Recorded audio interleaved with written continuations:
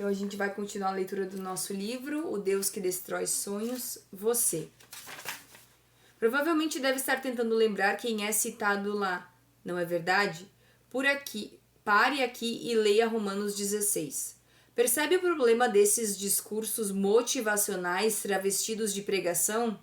Eles querem nos fazer buscar a glória dos homens, buscar sermos reconhecidos por aqueles que nos cercam. Quem nunca ouviu o jargão, Deus vai te tirar do anonimato? Aí eu pergunto, qual o problema do anonimato? Aqueles irmãos e irmãs relacionados por Paulo em Romanos 16, que você aliás leu, eram menos importantes que o apóstolo na obra de Deus? O que dizer dos heróis da fé de Hebreus 11, que nem tiveram seus nomes citados? Precisamos dissipar essa confusão no meio cristão. O alerta de Dave Harvey é sério. Em nossa superestimada perseguição de glória própria, colocamos-nos no caminho da ira de Deus. Por isso estou cada vez mais convencido de que precisamos declarar a falência dos nossos sonhos, planos e projetos, permeados pela cultura do self, meu eu. Vou detalhar isso no decorrer dos próximos capítulos. Crucificando os sonhos. Em Homem-Aranha 2, de 2004, o melhor filme de super-herói já feito, Tia May fala para Peter umas verdades sobre heroísmo. Devido às crises de identidade, ele estava perdendo seus poderes e voltando a viver uma vida normal. Ela diz: eu acredito que existe um herói em todos nós, que nos mantém honestos, que nos dá forças, nos enobrece e nos permite morrer com orgulho ainda que às vezes tenhamos de ser firmes e desistir daquilo que mais queremos, até de nossos sonhos. Se tem uma coisa que heróis nos ensinam, seja os da ficção, seja os da vida real, é a abnegação em prol do próximo. Como não lembrar do clássico conselho do tio Ben? No próprio Homem-Aranha, lançado lá em 2002, ele fala: com grandes poderes vem grandes responsabilidades. Isso é muito sério e me lembra da Bíblia, quando ela diz que recebemos poder do alto para testemunhar. Atos 1:8. Se a gente for ler lá Hebreus 11, que ele tinha citado, diz assim, ó: ora, a fé e o firme fundamento das coisas que se esperam é a prova das coisas que não se veem, porque por ela os antigos alcançaram testemunho. Pela fé entendemos que os mundos pela palavra de Deus foram criados, e de maneira que aquilo que se vê não foi feito do que é aparente. Pela fé de Abel ofereceu a Deus maior sacrifício do que Caim, pelo qual alcançou o testemunho de que era justo, dando Deus testemunho dos seus dons, e por ela, depois de morto, ainda fala. Pela fé, Enoque foi trasladado para não ver a morte, e não foi achado, porque Deus o trasladara, visto como antes da sua trasladação alcançou o testemunho de que agradara a Deus. Ora, sem fé é impossível agradar-lhe, porque é necessário que aquele que se aproxima de Deus creia que ele existe e que é galardoador do que os buscam. Pela fé, Noé, divinamente avisado das coisas que ainda não se viu, temeu e, para a salvação de sua família, preparou a arca pela qual condenou o mundo e foi feito herdeiro da justiça, que é segundo a fé. E você pode continuar lendo, né? Ali em Hebreus 11, irmãos. E agora a gente vai ler Atos 1:8, que ele menciona aqui no livro.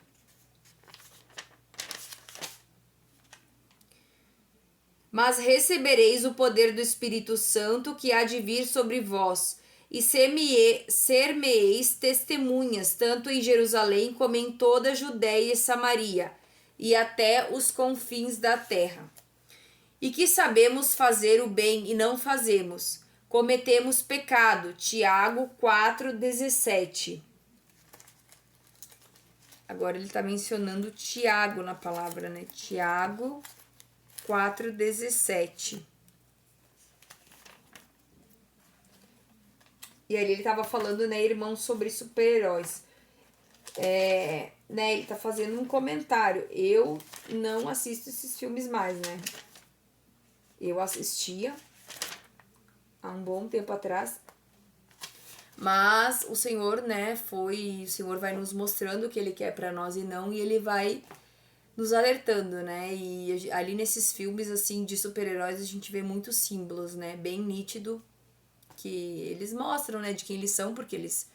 Como que vai fazer sucesso e vai vender as coisas, né, se eles não consagrarem. E aí tem muita coisa que, né, que Deus vai falar com você, né, e vai te mostrando, e não é ninguém que convence ninguém de nada, é o Espírito Santo que convence.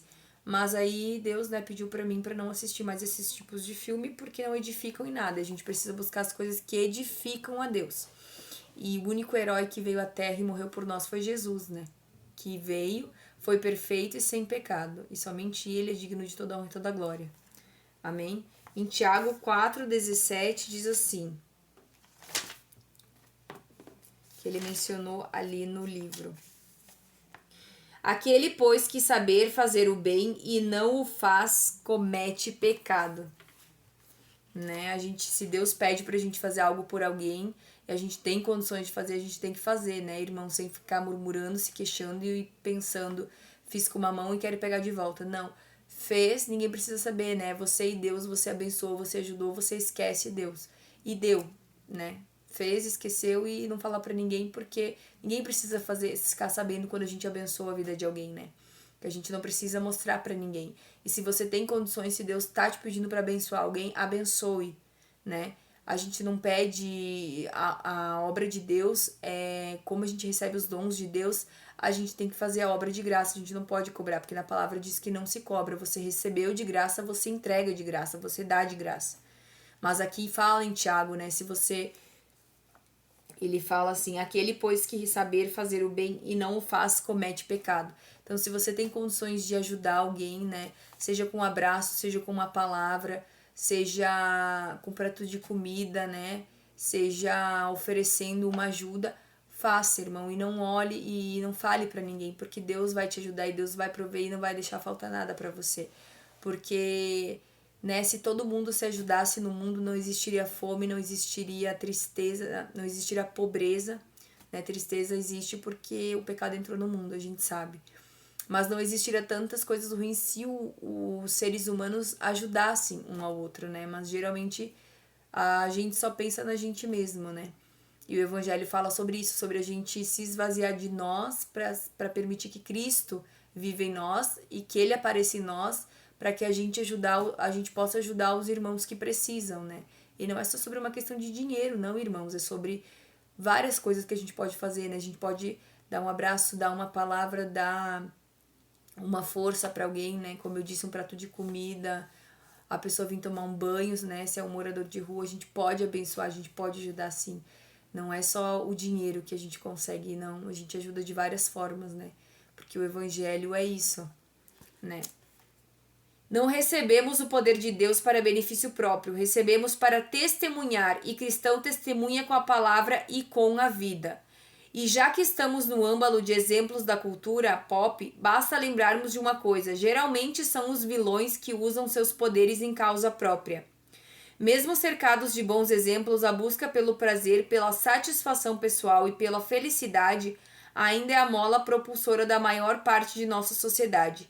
Nascemos nela e nela somos forjados. Por isso, a procura pela realização do seu eu está presente até mesmo nos cristãos. Criamos um cristianismo customizado, aquele em que conseguimos encaixar nossas demandas e preferências e ainda assim dizer amém no domingo. Nessa religião colocamos tantas camadas por cima da mensagem de Jesus que o simples vem e siga-me é abafado pelas imagens de Cristo como psicólogo. Amém? Então que a gente venha a obedecer a Deus quando Ele pedir pra gente fazer algo, né?